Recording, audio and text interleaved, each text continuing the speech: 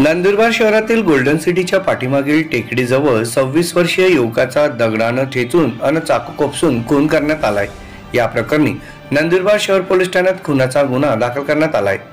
Police सूत्रांकडून मिळालेल्या माहितीनुसार दिनांक 20 मार्च 2024 रोजी सायंकाळी 6 ते रात्री 10 वाजेच्या दरम्यान नंदुरबार शहरातील गोल्डन सिटीच्या पाठीमागील टेकडीजवळ 26 वर्षीय धीरज उर्फ महेंद्र दिलीप भोई या युवकाचा अज्ञात कारणावरून डोक्यावर आणि तोंडावर दगड मारून चाकू खोपसून खून करण्यात आला आहे। घटनेची माहिती कळताच रात्रीच्या वेळेत घटनास्थळी पोलीस अधीक्षक श्रवण दत्त, अप्पर पोलीस अधीक्षक निलेश तांबे, उपविभागीय पोलीस अधिकारी यांच्यासह नंदुरबार शहर पोलीस ठाण्याचे पथक उपस्थित झाले होते। त्यांनी घटनेची माहिती गोळा करण्यास लागली सुरुवात केली।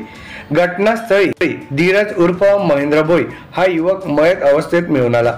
त्या भागाचा पंचनामा करून 21 मार्च 2024 रोजी पहाटे 5:40 नंदुरबार शहर पोलीस ठाण्यात अज्ञात व्यक्तींविरुद्ध बाजवी कलम 302 प्रमाणे खुनाचा गुन्हा दाखल करण्यात आलाय।